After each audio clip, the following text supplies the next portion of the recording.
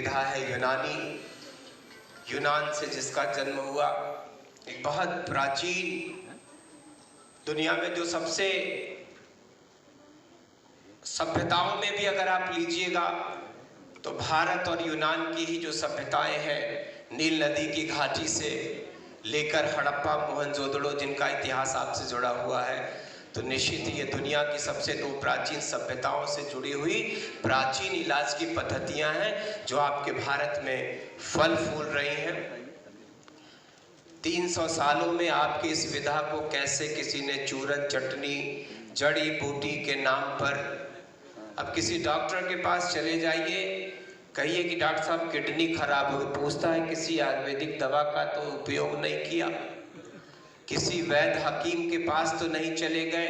अगर आपने गलती से कह दिया कि हाँ एक फंकी खा लिया, एक चूरन चटनी के नाम पे कुछ, अगर नाम लिया नहीं, कि सारा दोष आपकी किडनी फेल्योर का उसी जड़ी बूटी के जिम्मे चला जाएगा। ऐसा होता है। तो किसी ने कहा कि किसी ने जैसे कसम खाई हो सताने की, हम ही पे खत्म है सब गर्दिशे जमाने की, सुकून तो खैर हमें, सुकून तो खैर हमें, अब नसीब क्या होगा, यही कहो अभी हिम्मत है गम उठाने की। तो आपकी लड़ाई, आपकी जंग चलती रहेगी। आपने कुछ चीज़ों की बात मुझसे किया, कोई भी समाज, कोई भी संस्था, कोई भी व्यक्ति कभी पूर्ण नहीं होता। आप बच्चे थे, नर्सरी कॉन्वेंट में पढ़ते थे, गांव के प्राइमरी स्कूल में पढ़ते थे, फिर आपने हायर एजुकेशन के लिए तमाम बड़े यूनिवर्सिटीज़ में पढ़ाई किया, अपने मेडिकल कॉलेज में पढ़ाई किया। अभाव आपका पीछा नहीं छोड़ता। लेकिन हम बधाई देना चाहते हैं अपने देश के यशस्वी प्रधानमंत्री जी का, जिन्होंने शायद इस देश की अपनी उन पुरातन सभ्यता और संस्कृति से जुड़ी हुई जड़ों को जैसे जिंदा करने का संकल्प लिया है। अभी आपने जिक्र किया कि आप ही की एक विधा है योग, जिसको हम कहते थे कि वो हमारे ऋषि महर्षियों की हिमालय की कंदराओं में, हिमालय की गुफाओं में तपस्या करने वाले उन महर्षियों की विधा थी।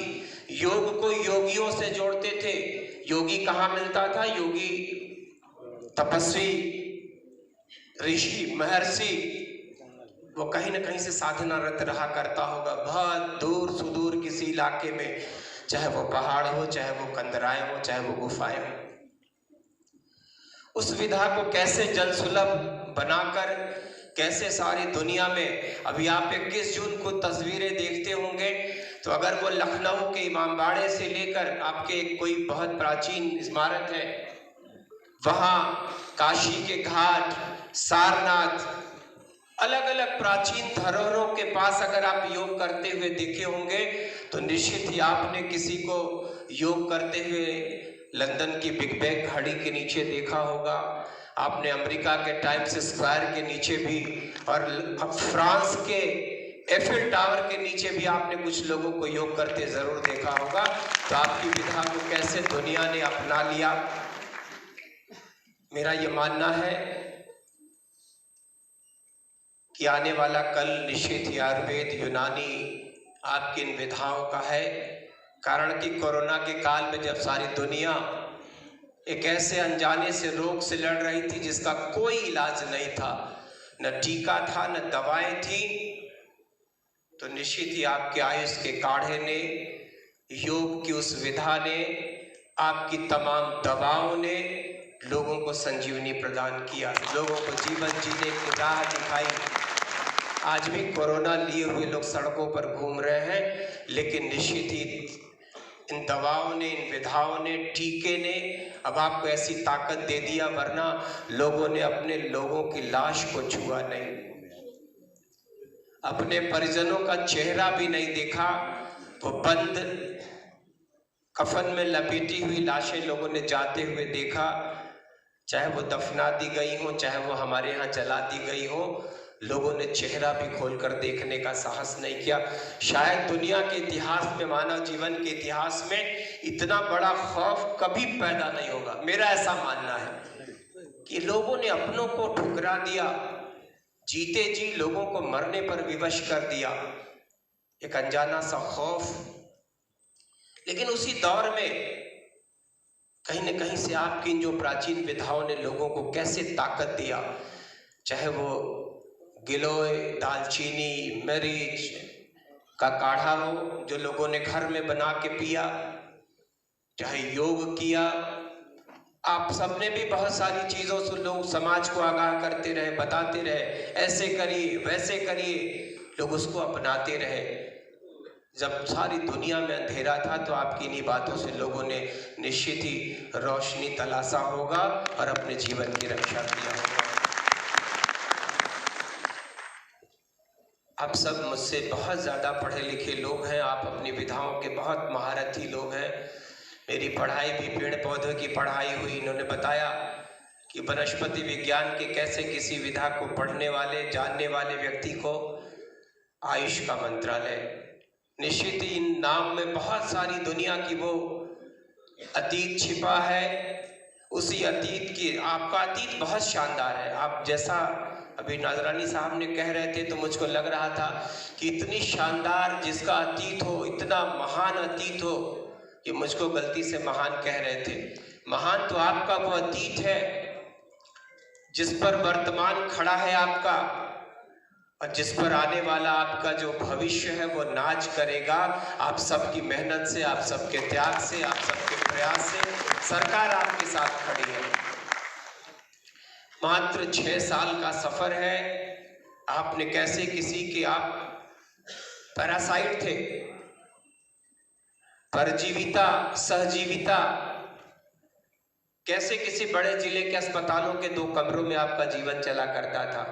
हम भी अपने जिले के अस्पताल में खोजने लगे कि मेरा आयुर्वेद का कमरा कहाँ है, तो पता लगा कि 2 कमरे में आयुर्वेद, यूनानी, होम्योपैथ सबको बंद करके किसी ने डिब्बे में रखा था।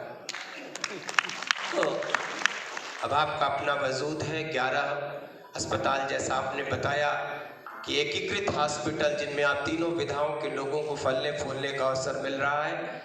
बढ़िया ओटी भी बन रही है। जो लैकुनाज है, आपने देखा कि ये कमी वो कमी, उन सबको थोड़ा सा वक्त लगेगा। अभी तो सर्विस रूल भी नहीं बने हैं। अभी आपके यहाँ तमाम ऐसे फार्मासिस्ट हैं, उनके भी सर्विस रूल नहीं है। योग से जुड़े जो शिक्षक हैं उनका भी कोई सर्विस रूल नहीं है।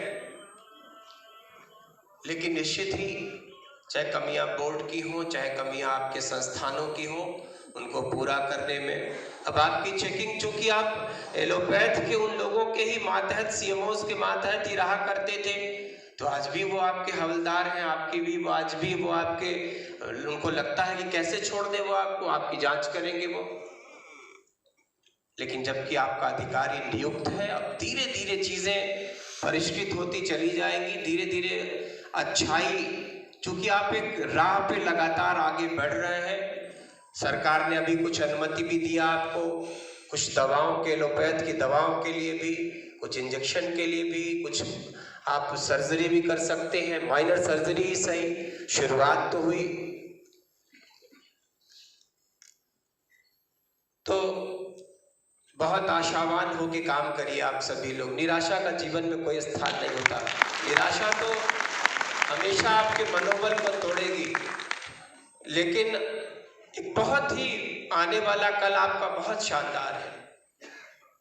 कारण यह है कि इस देश के यशस्वी मुखिया ने, माननीय नरेंद्र मोदी जी, और उत्तर प्रदेश के यशस्वी मुख्यमंत्री योगी आदित्यनाथ जी ने जैसे संकल्प लिया है कि आपके राह में आने वाली हर बाधाओं को वो दूर करते जा रहे हैं।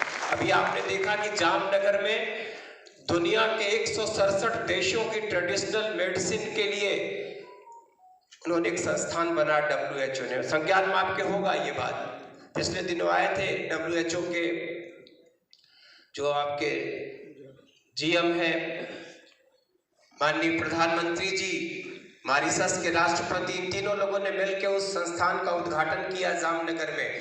तो दुनिया के सारे परंपरागत जो दवाएं हैं उन पर रिसर्च के लिए जामनगर में इंस्टीट्यूट बना है। अभी सोवा रिगपा का इंस्टीट्यूट लेह घाटी में बना। वैसे ही सबको इनसे सिर्फ 3 विधाएं नहीं जुड़ी हुई हैं। सुवारिंका भी है जो आपके पर्वतीय अंचलों में है, सिद्धा भी है जो आपके नीचे दक्षिण भारत के राज्य तमिलनाडु कर्नाटका में है। नेचुरोपैथी को बढ़ावा मिल रहा है। तो आप सबको मिला के एक ऐसा दिन आने वाला है कि देश आपको बड़ी आशा भरी निगाहों से देख रहा है और आपकी विधाओं को। अभी हमने एक छोटा सा प्रयास किया, दिवाली पर छोटा सा तोहफा मंत्रालय की तरफ से अपने माननीय मंत्रियों को भेजा।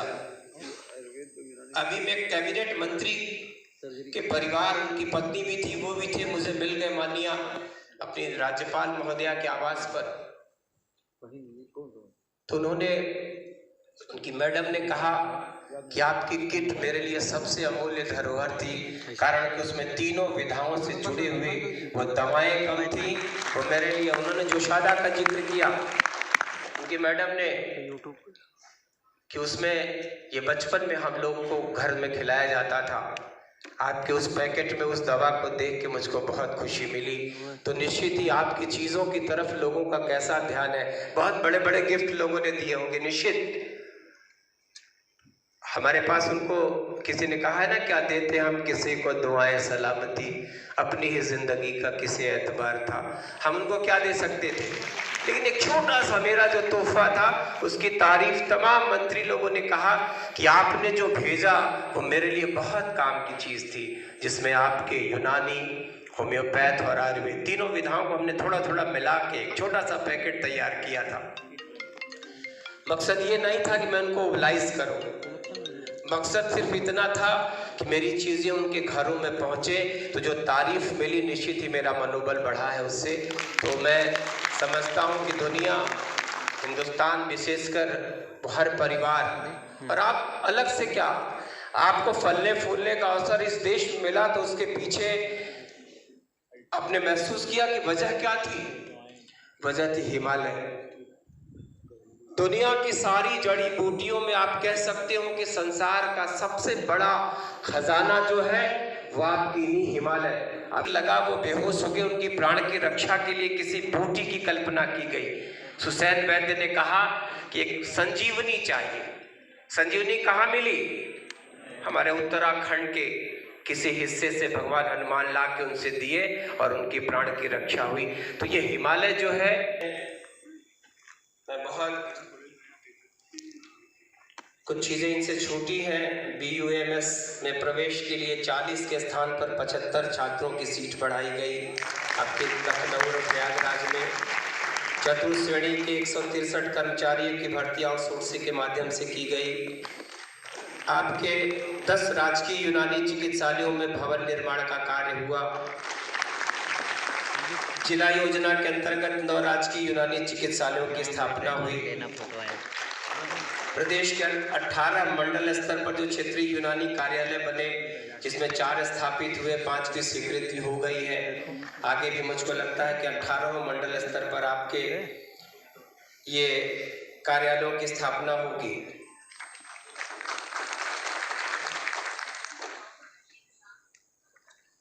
PG के भी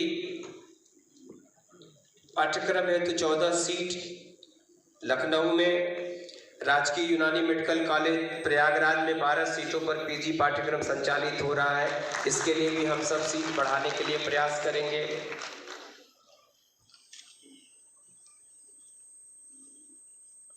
जितनी भी आपकी राजकीय तकमील उद्दीन कॉलेज लखनऊ के पुराने भवन में स्वर्गीय हकीम अब्दुल अजीज महोदय के नाम पर 50 सैया जिला यूनानी चिकित्सालय की स्थापना, जिला बरेली में 100 सैया राजकीय यूनानी मेडिकल कॉलेज की स्थापना, राजकीय यूनानी मेडिकल कॉलेज प्रयागराज में 50 छात्राओं हेतु छात्रावास के, मैंने आपके इस कॉलेज का लखनऊ का भी भ्रमण किया, वहाँ भी हॉस्टल बन रहा है बच्चों के लिए। विभाग में उत्तर प्रदेश लोक सेवा आयोग प्रयागराज के माध्यम से चयनित कुल 65 चिकित्सा अधिकारियों की तैनाती हेतु आदेश निर्गत किए जा चुके हैं। 25 चिकित्सा अधिकारियों की तैनाती हेतु कार्रवाई शासन स्तर पर प्रक्रियाधीन है। राजकीय तकमील उद्दीन कॉलेज चिकित्सालय लखनऊ से संबद्ध 100 शैय्या युक्त राजकीय यूनानी चिकित्सालयों में उपकरण, फर्नीचर, साज सज्जा की व्यवस्था हो रही है। आयुष मिशन के अंतर्गत प्रदेश के 49 सरकारी भवनों का उच्चीकरण किया जा रहा है।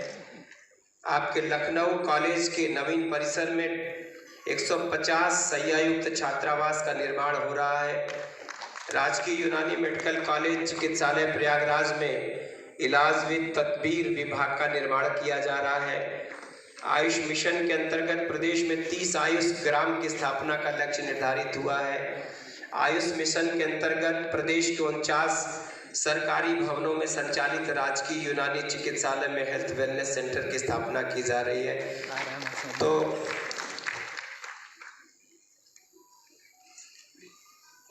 किसी ने कहा है कि कभी चलेगी हवाएं, कभी बुझेंगे चिराग, चले चलो ये तमाशा तो रात भर होगा। हम सब ऐसे ही चलते रहेंगे, बढ़ते रहेंगे। कुछ मंत्रालय की तरफ से आपको इस बात के लिए आश्वस्त किया जा रहा है कि निश्चित ही हम आपके इन विषयों पर बहुत गंभीरता से विचार करेंगे। जांच के लिए आपके अथॉराइज्ड क्षेत्रीय यूनानी अधिकारी ही आपकी जांच करेंगे। रजिस्ट्रेशन के लिए भी विभाग में बात कर मैं इसके लिए आपको आश्वासन दूंगा कि ऐसा क्यों होता है, 1 साल के रजिस्ट्रेशन की प्रक्रिया के पीछे क्या आधार है उनका, क्यों इसको 3 या 5 साल तक के लिए न कर सकें। स्टाइपेंड अभी जैसा लिखा इन्होंने कि 7500 से बढ़ा के 12000 आयुर्वेद का हो चुका है। हम आपके लिए भी इसकी प्रक्रिया की शुरुआत करा देंगे। पीजी के बच्चों का जो बकाया है 4 या 5 महीने का स्टाइपेंड, उसके लिए भी जल्दी से जल्दी प्रयास करके उसको दिलाने का काम करेंगे। संविदा कर्मियों के रजिस्ट्रेशन की जो विसंगति है उसको भी दूर करा जाएगा। संविदा कर्मियों की सैलरी, उसका भी जिक्र आपने किया, उसके लिए भी हम हर संभव प्रयास करेंगे कि उनकी भी सैलरी बढ़ाई जाए। तो निश्चित जितनी भी बातें आपने कहा है, सरकार हर संभव प्रयास करेगी कि आपके वो जो कमियां हैं उनको दूर करने का हम सब लगातार प्रयास करते रहेंगे, क्योंकि इन चीज़ों का कोई अंत नहीं है। लेकिन चूँकि इन्हीं से आपका मनोबल बढ़ता है, इन्हीं से आपको आगे बढ़ने का रास्ता मिलता है, आपको ताकत मिलती है, तो सरकार आपके साथ हर संभव हर वक्त खड़ी है। आप सबको प्रयास ये करना है कि समाज को जोड़ने के लिए आपके जितने भी अब प्राइवेट प्रैक्टिशनर लोग हैं, चाहे हमारे अस्पताल हैं, आप सबको बहुत मेहनत करना है। आपकी लड़ाई जिस विधा से है वो आर्थिक रूप से दुनिया के आप जो बहुत बड़ी कंपनियां हैं, अगर आप उनके बारे में जानकारी करिएगा तो उनकी जो हैसियत है निश्चित उनके सामने हम सब कहीं न कहीं से बौने नज़र आते हैं। तो लड़ाई आपकी बहुत बड़ी है। कारण यह है कि जब आपका प्रतिद्वंदी बहुत मजबूत होता है तो लड़ने में भी बहुत मज़ा आता है। तो आप सब इससे हताश न होइए, इससे निराश न होइए, आगे बढ़ते रहिए। सिर्फ एक बात कह के अपनी बात ख़त्म करूँगा। ये 2 लाइनें मेरे लिए भी बहुत प्रेरणादायी है। निश्चित ही आपको सभी को इनसे बहुत ताकत मिलेगी। किसी ने कहा है कि राह में बढ़ते हुए कारवां की बात करो, जो चले साथ उसी रहनुमा की बात करो। खिज़ा पुरानी पड़ी कूच कर गया सयाद, नई बहार नए बागवां की बात करो। धन्यवाद। जय हिंद, जय भारत।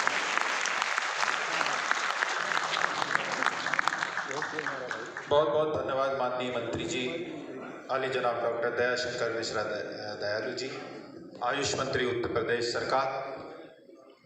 मंत्री जी ने जो भी बात की उनकी बात पे तबसरा करना ये मुझ जैसे तालिब इल्म की हैसियत नहीं है। मैं सिर्फ एक बार फिर आप सब के साथ तालियों की गड़गड़ाहट से उनकी बात का स्वागत करता हूँ।